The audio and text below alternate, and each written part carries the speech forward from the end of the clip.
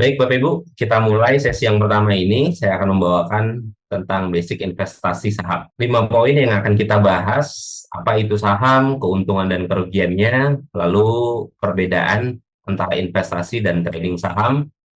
Dilanjutkan dengan mindset investasi saham yang benar, lalu juga nanti sedikit mekanisme tentang transaksi saham, dan di akhir akan kami simulasikan untuk pembukaan rekening efek. Nah, ini poin-poin yang akan kita bahas hari ini. Ya, kita mulai saja. Bapak Ibu, saham itu adalah tanda penyertaan modal seseorang atau pihak atau badan usaha dalam suatu perusahaan. Nah, setiap perusahaan atau emiten yang sahamnya tercatat di Bursa Efek Indonesia diwakili oleh kode saham yang terdiri dari 4 huruf. Contohnya ini saya ambil adalah Bank BCA. Biasanya perusahaan itu diwakili oleh 4 huruf kodenya. Nah, kalau BCA berarti BBCA gitu. Kalau Bank BRI, BBRI. Kalau Telkom itu TLKM. Kalau Astra itu ASII gitu. Dan setelahnya berikutnya itu adalah sesuai dengan kode yang didaftarkan saat IPO gitu. Nah, saya simulasikan atau saya beri contoh. Jadi sebuah PT namanya Alfa Beta Maju Jaya didirikan dengan jumlah modal dasar dan di store itu 100 juta rupiah. Dengan persentase kepemilikan saham itu PT ABCD 40%, Bapak Raymond 25%, Ibu Lola 10%, Bapak Niko 10%, dan Bapak Rizal 15%. Jadi kalau di total itu 100% ya Bapak Ibu. Dengan persentase kepemilikan saham yang demikian, kita bisa lihat bahwa PT ABCD itu harus menyetor 40 juta rupiah gitu. Karena perusahaan mengeluarkan saham sebanyak 100 lembar dengan nilainya 1 juta per lembar saham. Karena PT ABC menyanggupi memiliki 40%, mengambil 40% kepemilikan dari perusahaan, yang mana tadi modal seluruhnya itu adalah 100 juta, berarti 40%-nya 100 juta itu kan 40 juta gitu. Nah, apabila 40 juta dibagi dengan sejuta, PT ABCD memiliki 40 lembar saham gitu, karena nilai satu lembarnya adalah 1 juta rupiah. Begitu juga dengan Bapak Raymond. Bapak Raymond menyanggupi mengambil 25% saham perusahaan. Bapak Raymond harus menyetor 25 juta rupiah. Maaf, ini nolnya kurang satu. Dan Bapak Raymond mendapatkan jumlah saham itu 25 lembar saham. Untuk Bapak Rizal 15%, yang mana beliau harus menyetor 15 juta dan mendapatkan 15 lembar saham. Begitu juga dengan Bapak Niko dan Ibu Lola, masing-masing menyanggupi 10% kepemilikan perusahaan. Mereka harus menyetor 10 juta masing-masing dan mendapat masing-masing 10 lembar saham. Apabila di total, itu jumlah dari modal mereka itu adalah 100 juta dan jumlah lembar sahamnya itu adalah 100. Nah, jumlah lembar ini yang akan menentukan berikutnya Bapak Ibu. Jadi apabila PT PT tersebut membagikan dividen atau sisa hasil usahanya setelah dikurangi dengan modal, ekspansi. Nah, itu disepakati bahwa perusahaan membagikan 1.000 lembar, 1.000 rupiah per lembar saham, sehingga PT ABC mendapatkan 40.000. Dari mana? Yaitu dari jumlah saham yang dipegang, 40 lembar dikali dengan 1.000 rupiah. PT ABCD mendapatkan 40.000. Bapak Raymond mendapatkan 25.000, Bapak Rizal mendapatkan 15.000, Bapak Niko dan Ibu Lola masing-masing mendapatkan 10.000 gitu. Tentunya nanti kalau seiring berjalannya waktu, perusahaan akan makin banyak penghasilannya, menghasilkan revenue stream yang baru, pembukaan lahan baru, pengembangan. Nah, itu tentunya pendapatannya naik dan dividen yang dibagikan juga akan naik. Sehingga dividen yang didapatkan oleh para pemegang saham juga makin besar gitu. Begitu juga sebaliknya apabila perusahaan ternyata menggunakan modalnya untuk ekspansi sepenuhnya, ya di tahun itu perusahaan tidak membagikan dividen. Nah, kebijakan itu tergantung kesepakatan dari para pemegang saham. Baik, kami teruskan. mengapa kita pilih saham untuk berinvestasi? Nah, jadi saham itu bisa dibilang imbas hasilnya itu relatif tinggi ya Bapak Ibu. Lalu investasi di saham itu memiliki dua sumber keuntungan. Nanti akan kita bahas apa saja dua sumber keuntungan itu. Dan transaksi jual beli yang cukup mudah dan liquid, Bapak Ibu. Nah, ini perlu kami tekankan. Kenapa? Karena saat ini jual beli saham itu cukup menggunakan smartphone kita saja gitu. Jadi kita tidak perlu datang ke suatu tempat untuk jual dan beli gitu. Contohnya kalau misalnya emas ya kita harus jual dan belinya di toko emas gitu. Kalau properti kita harus pasarkan dulu, naikkan iklannya, nunggu ada yang minat gitu. Kalau saham enggak Bapak Ibu, ini relatif lebih mudah dan cepat. Nah, jadi sewaktu-waktu misalnya kita perlu uangnya, nah, itu bisa langsung dijual saja menggunakan online trading system. Itu Bapak Ibu cukup login nanti jual sahamnya. Nah, itu dana sudah bisa diterima. Tentunya kalau di pasar reguler itu hari T plus 2 gitu. Nanti akan kami jelaskan lebih detail. Nah, sampai saat ini Bapak Ibu untuk mengerti pasar modal itu sungguh sangat penting gitu supaya apa nanti ada pilihan investasi dari Bapak Ibu. Mengapa sih harus memilih saham menjadi salah satu yang harus kita pelajari dan tentunya harus kita coba ikuti gitu. Nah, ini saya ambil contoh apabila kita berinvestasi 100 juta di 5 tahun lalu, nah maka uang kita itu kalau kita taruh di ITMG atau Indo Tambang itu totalnya di akhir 2024 itu udah sekitar 500 jutaan karena selain nilainya yang naik, perusahaan ITMG ini salah satu perusahaan komoditas terbesar di Indonesia itu juga rutin membagikan dividen. Jadi kalau nilainya aja udah naik 237 jutaan, ditambah dengan dividennya 295 juta gitu. Maka totalnya 500 juta sekian. Begitu juga dengan AMRT atau Alfamart, yang tokonya pasti kalau kita keluar rumah itu udah ada ya Bapak Ibu.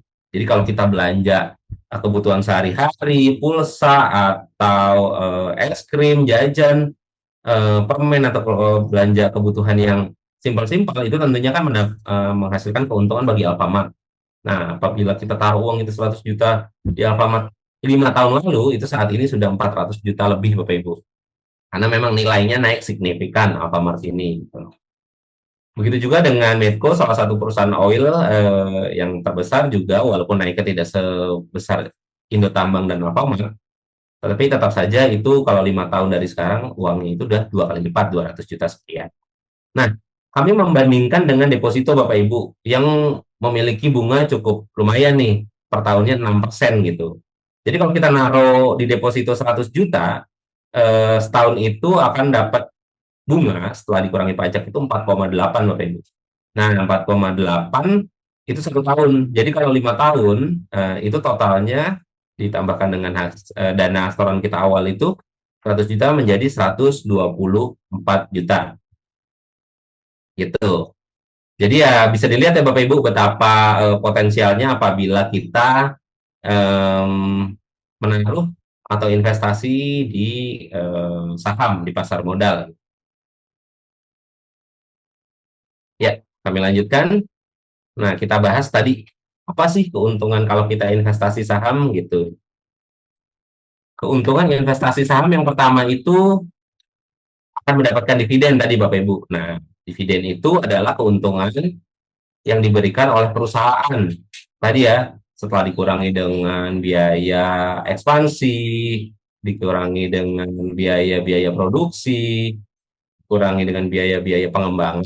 Setelah dirapatin di RUPS dan mendapatkan persetujuan dari seluruh pemegang saham, itu dividen akan dikeluarkan Bapak Ibu gitu. Nah, selain dividen, tentunya ada capital gain yang bisa kita dapatkan dari kalau kita investasi di pasar modal atau di saham. Nah, capital gain ini adalah selisih antara harga jual dan harga beli. Jadi capital gain ini terjadi apabila kita menjual saham kita lebih tinggi dari harga kita beli gitu. Nah, cocok banget nih Bapak Ibu apabila kita masuk di harga yang belum terlalu tinggi di perusahaan yang bagus potensial. Nah, dalam beberapa tahun ternyata kita tahu dan mendalami bahwa perusahaan itu menghasilkan laba yang cukup baik dan terus berekspansi. Nah, itu tentunya selain nanti dia perusahaan yang bisa dapat dividen, kita juga dapat capital gain atau peningkatan harga dari harga kita beli tadi gitu. Oke. Tentunya selain keuntungan juga ada potensi kerugian yang ada di pasar modal atau kalau kita investasi saham gitu. Tentunya ada capital loss Bapak Ibu, kebalikan dari capital gain gitu. Kalau kita jual sahamnya lebih rendah dari harga kita beli. Misalnya kita tidak analisa sahamnya, perusahaannya, kita main beli aja ikut-ikutan orang. Tapi ketika harganya turun, kita panik dan uangnya mau kita pakai segera gitu. Nah, itu kan terpaksa kita jual. Jadi kita jualnya dengan harga rendah. Nah, itu namanya capital loss. Resiko berikutnya, apabila perusahaan yang kita investasikan itu ternyata bangkrut dan dibubarkan gitu. Hak kita atas investasi tadi itu merupakan urutan hak terakhir setelah perusahaan membayarkan hutang, membayarkan kewajibannya. Nah, pemegang saham itu apabila ada sisa nanti baru dibagikan gitu. Jadi di sini perlu ditekankan bahwa kita harus benar-benar menganalisa dan juga memilih-milih saham yang akan kita investasikan ya Bapak Ibu. Ya, nah ini resiko saham di antara instrumen investasi yang lain. Tentunya kita tahu bahwa apabila semakin high risk, risiko yang semakin tinggi juga akan semakin mendapatkan return yang besar gitu. High risk sama dengan high return. Begitu juga dengan yang low risk juga pasti akan juga low return gitu. Nah ini saham bisa dibilang termasuk yang hampir high risk high return Bapak Ibu, di bawahnya barang antik, forex, atau kripto gitu. Nah saham reksadana itu di bawahnya Bapak Ibu. Dan dilanjutkan itu yang cukup ke bawah itu ada properti, obligasi, emas, obligasi negara, deposito, dan tabungan yang paling low risk ya Bapak Ibu, yang paling minim resiko artinya gitu. Jadi ini bisa dibilang persentase keuntungannya dari bawah ke atas itu dari rendah ke tinggi Bapak Ibu. Jadi kalau di tabungan mungkin sekitar 2%, 3% kita mendapatkan, apabila deposito 6% gitu. Nah, ke atas itu naik obligasi sekitar 7% gitu. Nah, kalau properti kalau pas tempatnya mungkin bisa sekitar 10%. Nah, di saham ini bisa 10 sampai 50% itu bisa banget Bapak Ibu gitu, asal masuk di momentum yang tepat dan di perusahaan yang tepat gitu. Bisa juga lebih dari 100% tadi apabila kita masuk di perusahaan yang memang benar lagi pertumbuhannya pesat dan juga eh, harganya lagi cukup bagus gitu ya Bapak Ibu. Artinya pasar merespon dan banyak yang beli gitu. Kita akan membahas mengenai perbedaan trading dan investasi saham. Jadi di pasar modal itu kita mengenal istilah trading dan investasi Bapak Ibu. Dan sebelum masuk itu baiknya kita tahu dulu perbedaannya karena bisa dibilang cukup signifikan bedanya apabila metode atau gaya trading saham itu dengan investasi saham. Nah, kita harus tahu perbedaan basicnya supaya nanti setelah kita mulai dan kita terjun, kita investasi, kita bisa tahu kita ini cenderung yang ke arah mana gitu Bapak Ibu. Apakah kita seorang trader, apakah kita memang investor gitu. Nah, kita coba bedah satu persatu ya Bapak Ibu perbedaannya. Untuk trading saham, itu biasanya pelakunya disebut trader atau spekulan. Untuk investor atau investasi saham, pelakunya itu disebut investor. Gitu. Nah, trading itu menggunakan jangka waktu yang relatif lebih pendek, sedangkan investasi itu jangka waktunya lebih panjang. Analisa yang digunakan untuk trading saham itu analisis teknikal. Ada istilah-istilahnya atau indikatornya seperti rebound, golden cross, dan lain-lain itu digunakan biasanya untuk yang trading saham. Sedangkan untuk yang investasi itu analisisnya itu analisis fundamental Bapak Ibu. Yang dicari adalah saham murah dan prospek yang tinggi gitu. Perusahaan yang bisa bertahan 10-20 tahun lagi bahkan sampai anak cucu ada nanti itu perusahaannya yang kira-kira minim untuk bangkrut. Itu analisis fundamental. Prinsipnya kalau trading saham itu membeli. Yang penting beli aja dulu, yang penting punya aja dulu. Nanti hasilnya gimana kita langsung jual cepat gitu. Sedangkan kalau investasi itu prinsipnya membeli perusahaan gitu. Karena kan kita menukar uang kita dengan investasi kan, akhirnya menunda kesenangan kita sesaat sekarang untuk kita menaruh harapan di perusahaan itu nanti. Jadi kita harus benar-benar memilih perusahaannya karena kita kan menjadi bagian dari pemilik perusahaan tersebut ya Bapak Ibu. Nah, jadi kita prinsipnya itu kalau investor membeli perusahaannya gitu. Nah, biasanya trader saham atau gaya untuk trading saham ini memanfaatkan fluktuatif jangka pendek Bapak Ibu. Jadi udah paham banget tuh, ini kalau misalnya hari ini harganya turun banget, pasti nanti akan naik gitu. Nah, itu trader tuh seperti itu. Jadi lebih sering memantau di layar. Nah, sedangkan investor itu memanfaatkan pertumbuhan perusahaan. Nah, musim-musim mau mau penerbitan laporan keuangan gini nih yang di nanti-nanti. Jadi kalau investor tuh udah ini kira-kira perusahaan yang saya invest berkembang nggak ya gitu, menghasilkan laba yang tumbuh nggak ya dengan tahun yang lalu gitu. Sehingga eh, aman nih kalau wah ternyata masih bertumbuh gitu dan juga utangnya menurun gitu. Itu pasti akan membuat tenang dan juga jarang memantau layar gitu karena memang sudah tenang, sudah memiliki prinsip yang kuat untuk saya maunya jangka panjang investasi di perusahaan ini.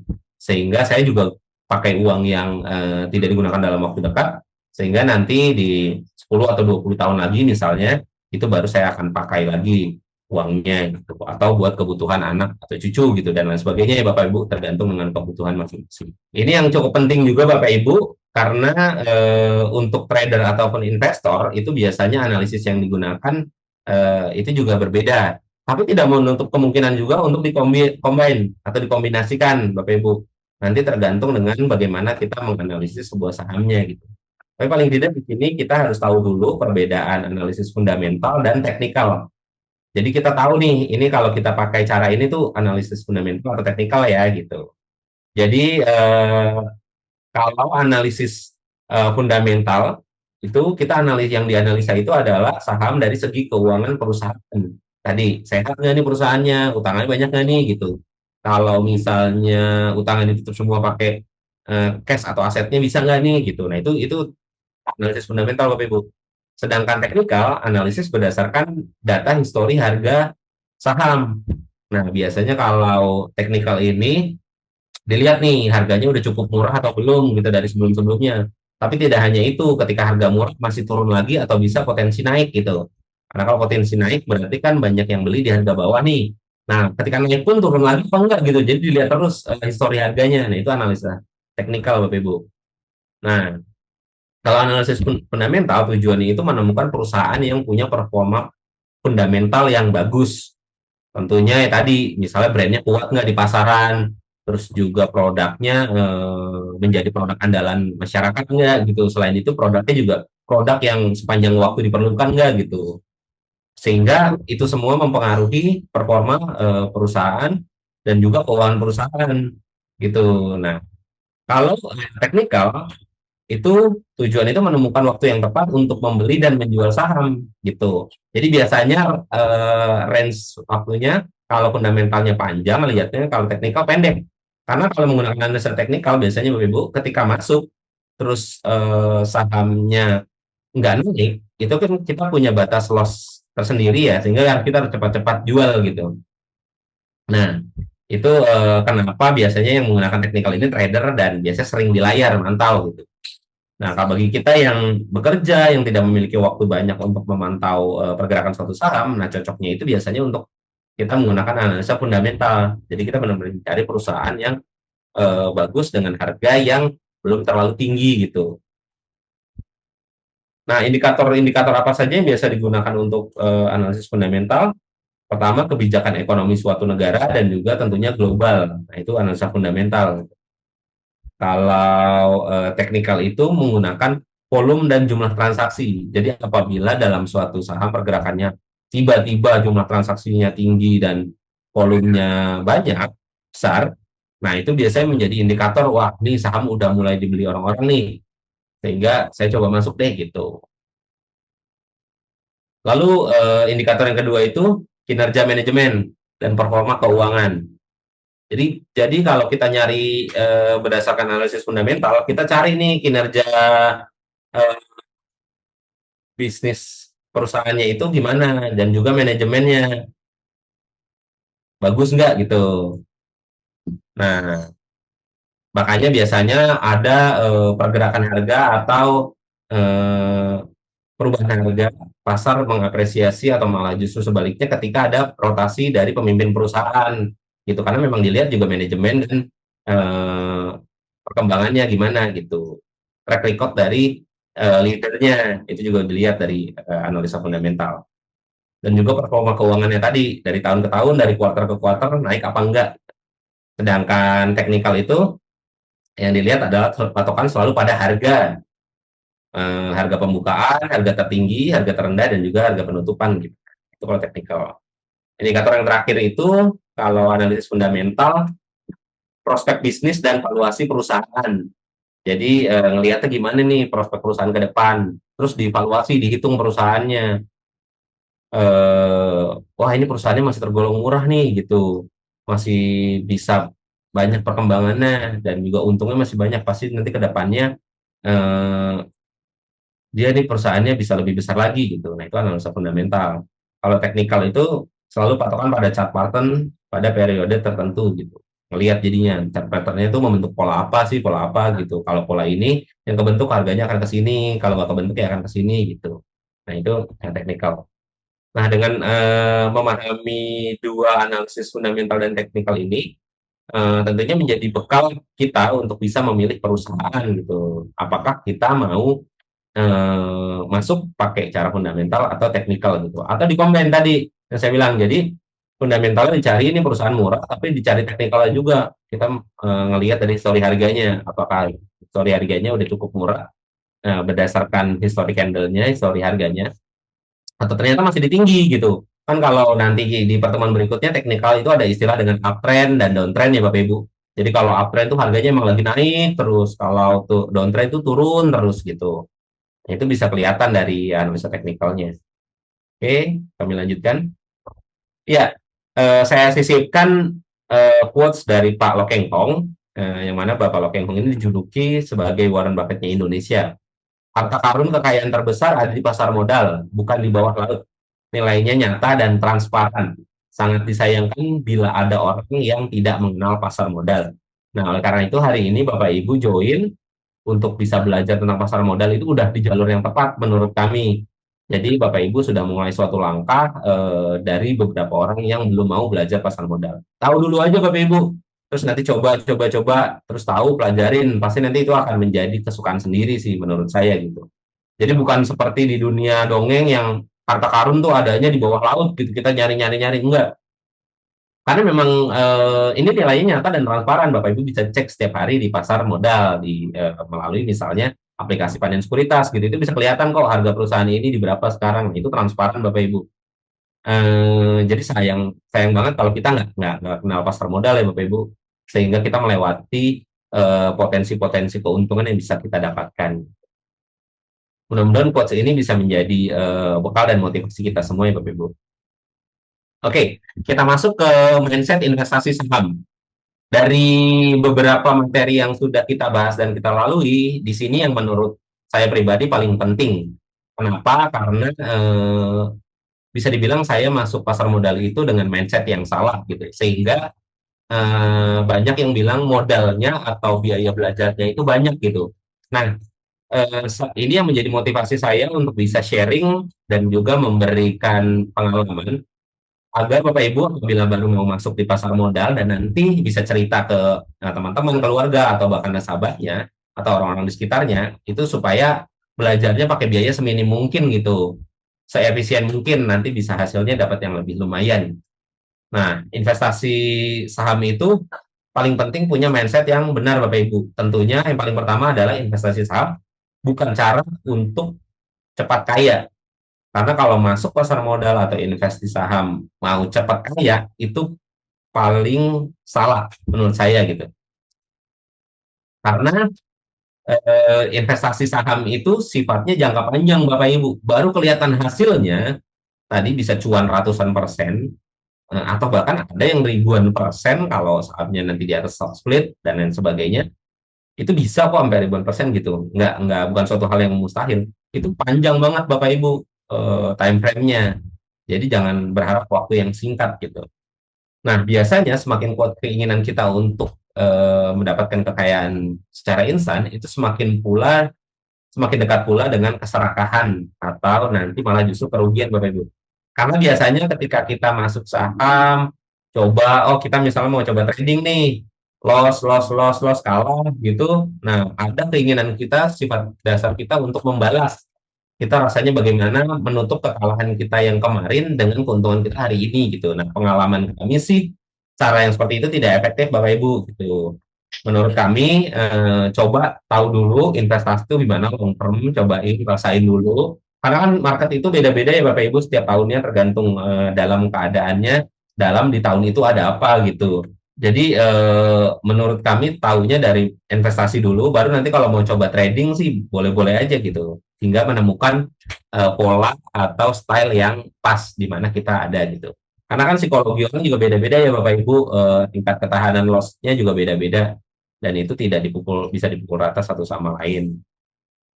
Oke, yang berikutnya tentunya kita harus bertanggung jawab atas investasi kita sendiri.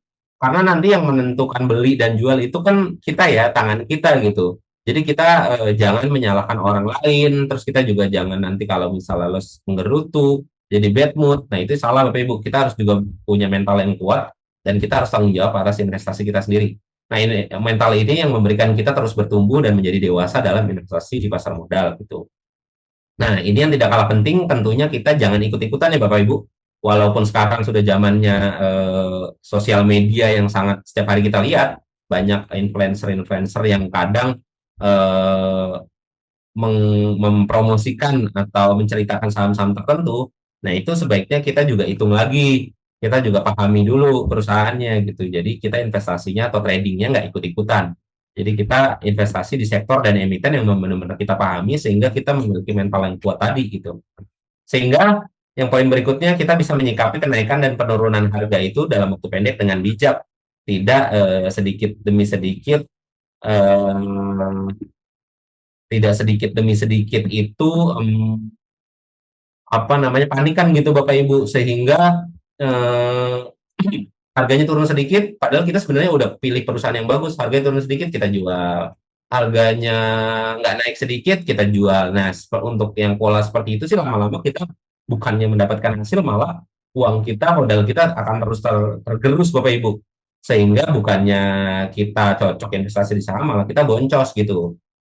Nah, ini yang mindset-mindset ini yang perlu kita pahami dan kuasai sebelum kita masuk, sehingga hari demi hari ketika kita coba masuk dan kita praktekkan itu bisa menjadi membentuk pola-pola mindset investasi kita yang benar gitu. Ini secara teori ya Bapak Ibu, nanti Bapak Ibu praktek dan tentunya masing-masing punya style sendiri gitu. Oke, kami lanjutkan. Nah, kita masuk ke mekanisme transaksi saham. Jadi transaksi saham itu tentunya kita sebagai pembeli kita memiliki uang, uang kita tukarkan dengan saham gitu. Nah kita jual belinya lewat mana? Itu jual belinya lewat perusahaan sekuritas. Nah dalam hal ini Panin Sekuritas merupakan perusahaan yang bergerak di bidang investasi, transaksi efek. Nah itu telah mendapatkan izin usaha dari OJK gitu. Jadi Panin Sekuritas merupakan suatu perusahaan sekuritas yang memang bergerak di bidang jual beli FX dan telah mendapatkan izin usaha dari OJK gitu. Finance Sekuritas juga sudah IPO yang mana sahamnya juga bisa ditransaksikan, bisa dijual belikan Bapak Ibu. Nah, yang mana kita lebih proven dan lebih yakin gitu. Kita sudah 35 tahun ada di pasar modal dan akan terus mengembangkan produk-produk dan terus bisa memberi edukasi seperti ini kepada masyarakat Indonesia gitu.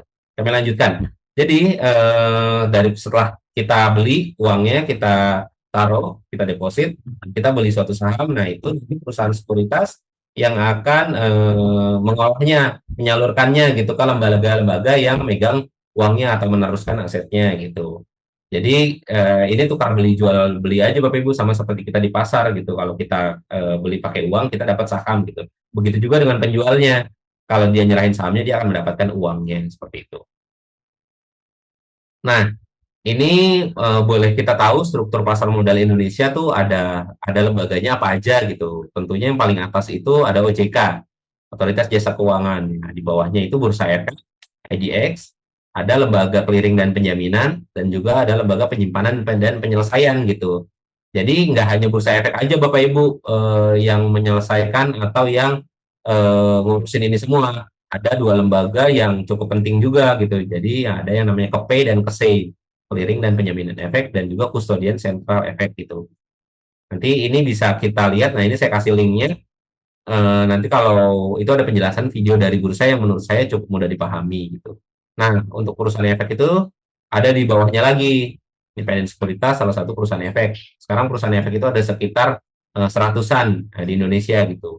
Terus juga ada lembaga penunjang yang mana ada biro, ada wali amanat, ada pemerintah, ada penyelenggara program gitu. Nah, itu bagian-bagiannya lembaga penunjangnya. Kalau tadi perusahaan efek, Independen Sekuritas ini adalah bisa jadi underwriter kalau nganterin IPO, dan juga perantara perdagangan efek gitu. Jadi Bapak Ibu nggak bisa nih jual beli saham tanpa lewat sekuritas, sekuritas itu nggak bisa gitu. Nah, lembaga yang lain itu penunjang profesi, tentunya perusahaan harus dinilai oleh akuntan dan notaris, dan penilai juga konsultan hukum gitu. Nah, itu penunjang profesi di pasar modal. Dan pemodalnya itu ada domestik dan asing. Kalau kalau kita ini berarti sebagian besar itu pemodal domestik gitu. Lalu ada emiten, perusahaan publik, perusahaan-perusahaan yang terdaftar, dan juga reksadana yang menghimpun duit gitu loh, Bapak. Oke, itu singkat tentang struktur pasar modal Indonesia. Nah, ini saya coba jelaskan bagaimana mekanisme transaksi jual beli saham itu terjadi, Bapak Ibu. Jadi sama seperti kita kalau membeli barang di pasar, yang mana ada pembeli dan penjual, itu kan biasanya kita nanya kan, Pak, harga 1 kilonya buah ini berapa gitu. Penjualnya lalu bilang 22.000, sedangkan itu kita nawarkan 20.000 aja boleh nggak gitu. Oh ya udah boleh, ya udah terjadi kesepakatan, dan harga terjual di harga 20.000. Nah, itu juga sama dengan pasar modal Bapak Ibu. Jadi di pasar modal akan ada kolom bid dan offer. Nah, kolom bid dan offer ini sudah diatur. Jadi setiap kalau harga di 4.000 ini berarti kelipatannya 10, 10 ke atas, 10 ke bawah gitu. Jadi misalnya kita jadi pembeli, kan sifatnya pembeli menawar ya Bapak Ibu, menawar di harga serendah mungkin kan, sedangkan penjual itu menjual di harga setinggi mungkin. Ini misalnya contohnya saham Astra, kita nawar di 42.30 gitu. Nanti kalau di aplikasi kelihatan tuh Bapak Ibu. Nah, ini setelah ini Pak Amin akan menjelaskan, nanti ada kolom bid dan offer. Jadi kita ngantri di 42.30. Nanti kalau misal ada penjual yang nggak sabar, yang ngerasa barangnya di 42.30 ketinggian, dia akan jual tuh barangnya. Ayo udah deh, saya misalnya bung cepat, ya udah saya jual aja deh di 42.40. Setelah 42.40 habis, berikutnya 42.30 penjual berikutnya gitu. Nah, itu yang membentuk harga sebuah saham, tawar, yaitu tawar menawar ini Bapak Ibu, mekanisme tawar menawar antara pembeli dan penjual gitu. Nah, kalau kita melihat tiba-tiba ada harga saham yang tiba-tiba hijau naiknya bisa sampai 5%, ya penjualnya punya banyak uang dan tahu nih prospeknya perusahaan bagus gitu. eh, ada aksi korporasi yang akan diterbitkan perusahaan. Nah, dia jadi beli dulu barangnya. Nah, nanti berharap di atas dia bisa jual gitu. Seperti itu Bapak Ibu. Atau bahkan sebaliknya. Nah, penjual udah tahu nih perusahaan bakal rugi, mengalami kerugian atau mengalami hal-hal yang cukup bisa memberi efek negatif. Nah, itu dia bisa jual duluan. Nah, harganya turun tuh. Harga saham bisa turun berapa persen gitu.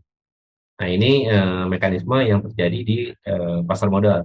Oh iya Bapak Ibu, satuan untuk lembar saham itu adalah lot ya Bapak Ibu. Jadi kita eh, beli itu satu lot yang mana 100 lembar saham gitu. Jadi kalau kita mau beli misalnya Astra ini satu lot, itu artinya 4.250 kita kalikan 100 gitu. Jadi kita harus punya uang minimal 425 ditambah dengan pajak dan juga biaya, itu kita minimal misalnya nyediain uang di rekening itu misalnya 500.000 gitu. Nah, itu untuk aman untuk bisa membeli satu lot lembar saham Astra. Seperti itu ya Bapak Ibu. Oke, nah kita juga perlu tahu jam perdagangan nih gitu. Di antara penjelasan yang banyak ini, kami rasa yang paling perlu kita hafal itu adalah sesinya. Jadi di jam bursa itu ada terbagi menjadi dua sesi Bapak Ibu. Sesi pertama dan sesi kedua. Yang mana sesi pertama itu kalau Senin sampai Kamis jam 9 sampai jam 12, sedangkan Jumat jam 9 sampai jam 11.30. Karena hari Jumat memerlukan waktu yang lama untuk beribadah sholat Jumat. Nah, sesi 2 untuk Senin sampai Kamis itu dimulai 13.30 sampai jam penutupan itu 15.49, 59. Sedangkan Jumat itu baru dimulai jam 2 Bapak Ibu. Jam berakhirnya sama gitu, jam 15.49, 59 gitu. Nah, di bawah itu ada waktu penutupan. Jadi kalau 15.49 itu nanti menunggu agak harga terbentuk, waktu matching baru bisa harga dipertemukan gitu. Dan begitu juga dengan pembukaan ada waktu untuk yang mana bisa input nanti harga dipertemukan di berapa gitu. Sekarang mekanismenya seperti ini Bapak Ibu. Tapi kalau di jam reguler kita lihat dari itu aja yang gampang dihafalin. Senin sampai Kamis jam 9 sampai jam 12, kalau Jumatnya 9 sampai 11.30 gitu. Kalau mulainya lagi Senin sampai Kamis setengah 2, kalau Jumat jam 2. Itu aja sih Bapak Ibu. Itu simple mengafalinnya. Oke, kita lanjut. Nah, kita perlu tahu juga di pasar modal itu ada segmentasi pasar dan penyelesaian transaksi. Sama seperti tadi, biasanya itu kita transaksi umumnya di pasar reguler, Bapak Ibu, yang mana proses tawar-menawar itu terus berjalan. Kayak tadi, harga terbentuk itu karena ada proses tawar-menawar di saham Astra tadi, dalam waktu periode yang waktu berlangsung. Nah, setelah kita bisa beli atau jual, nah penyelesaiannya itu adalah T plus 2 setelah transaksi bursa. Itu. Jadi nggak saat itu juga uangnya bisa kita ambil setelah kita jual, Bapak Ibu. Jadi yang reguler itu nunggu 2 hari dulu, uangnya ada baru kita bisa withdraw atau kita tarik. Tapi kalau setor dana itu uangnya langsung masuk dan bisa kita langsung belikan. Kalau beli gitu. Nah, nah ini dua pasar yang tunai untuk nego tergantung dengan kebutuhan atau yang digunakannya gitu. Kalau pasar tunai itu transaksi di hari yang sama, T plus 0 artinya duitnya harus udah ada dan langsung selesai gitu. Nah kalau reguler itu kan sebenarnya kita bisa beli dulu kan uangnya, kita store-nya T plus 2 gitu Bapak Ibu. Jadi kita beli dulu, uangnya baru T plus 2 kita transfer. Nah itu bisa juga demikian. Nah sedangkan kalau pasar negosiasi itu berdasarkan kesepakatan anggota jual dan anggota beli. Proses penawaran juga nggak dilakukan secara umum Bapak Ibu. Jadi tertutup antara pihak penjual dan pembeli gitu pasar negosiasi ini. Dan harganya makanya harga sesuai dengan kesepakatan juga. Nah ini kita cukup tahu yang pasar reguler aja Bapak Ibu yang atas yang menjadi pasar yang biasa digunakan. Oke, kita lanjut. Ada istilah ARA dan ARB. Kita suka dengar atau baca berita saham ini ARA, saham itu ARB gitu. Nah, ini adalah ketentuan untuk auto rejection. Jadi auto rejection itu adalah papan batas kenaikan atau batas penurunan Bapak Ibu. Jadi untuk harga saham yang range 50 sampai 200 itu batas harga mentok di hari itu naik ke 35%. Begitu juga dengan turunnya Bapak Ibu. Nah, kalau harganya 200 sampai 5.000 itu mentok di 25%, naik atau turun. Itu juga harga yang di atas 5.000 itu mentok di 20%. Jadi nggak bisa tuh naik yang harga sahamnya yang misalnya 6.000 tiba-tiba satu hari jadi 12.000, itu nggak bisa Bapak Ibu. Itu mentok di 20%. Oke, nah ini ada istilah juga yang perlu kita tahu, nanti sambil kita pelajari IEP dan IEP. Jadi kalau IEP itu adalah informasi potensi harga transaksi akan terbentuk gitu. Jadi ini biasanya pada saat pembukaan atau penutupan. Nah, jadi kalau IEP ini harga yang kebentuk setelah terjadinya tawar-menawar gitu. Nanti kelihatan tuh Bapak Ibu kalau udah pas sesi pra pembukaan atau pra penutupan, itu kolom IEP IEP-nya muncul dia. Ini kira-kira harga terbentuk di harga berapa ya, harga pembukaannya atau harga penutupannya gitu. Nah, begitu juga dengan IEP. Kalau IEP ini volumenya akan terjadi transaksi di volume berapa ya gitu. Eh, Kira-kira nambah volume berapa yang akan transaksi di harga itu gitu.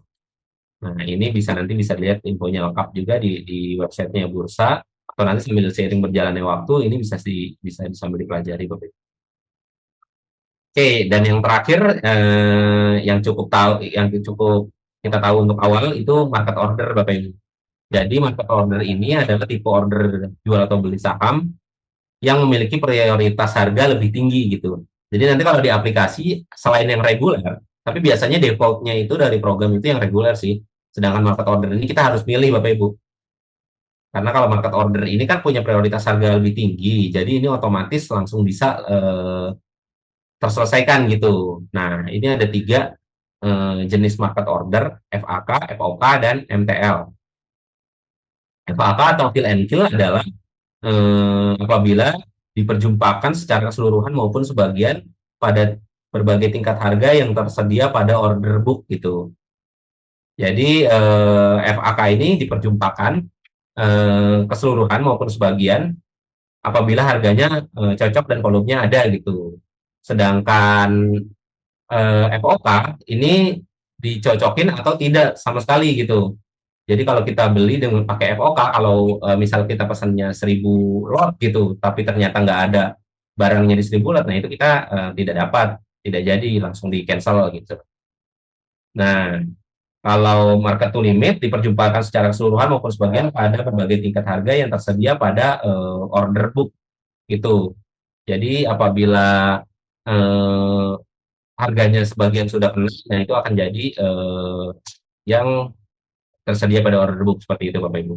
Jadi market order ini hanya dapat disampaikan apabila terdapat best bid untuk order jual atau best ask atau best bid ini untuk order beli pada order book gitu. Nah, ini memang istilah-istilah ini cukup rumit, tapi nanti pelan-pelan setelah dipelajari pasti akan jadi tahu sendiri sih Bapak Ibu. Gitu. Tapi ini juga jarang dipakai. Ini untuk kebutuhan tertentu. Kalau yang untuk invest biasanya itu cenderung pakai yang reguler saja. Oke, di materi yang terakhir kita akan bahas singkat mengenai bagaimana sih cara pembukaan rekening efek di Panin Sekuritas. Nah, Bapak Ibu, kalau ada handphone mungkin bisa di-scan dulu aja, nanti bisa diisi data gitu. Karena perlu diinformasikan bahwa sekarang buka rekening itu tidak perlu deposit dulu. Jadi isi data nanti akan di email dikasih username dan passwordnya. Gitu. Jadi nanti Bapak Ibu bisa scan QR ini atau Bapak Ibu bisa kunjungi halaman www.pospro.id. Lalu pilih tekan tombol open account yang ada di pojok kanan atas gitu. Nah, itu nanti ikuti saja prosesnya.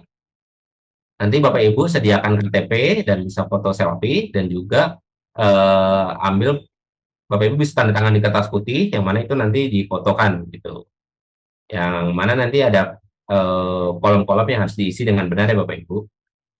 Nah, terus diisi sampai terakhir itu ada pesan selamat datang di Panen Sekuritas. Itu artinya data Bapak Ibu sudah sampai di kami dan kami akan cross check kembali. Nanti kalau datanya ada yang tidak tepat akan dikonfirmasi. Misalnya fotonya pakai kacamata atau fotonya kurang jelas, nah itu akan dikonfirmasi sehingga Bapak Ibu bisa kirimkan datanya kembali. Ya baik, dari kami ini dulu Bapak Ibu. Setelah ini kita akan mencoba melanjutkan pengenalan aplikasi panen online stock trading.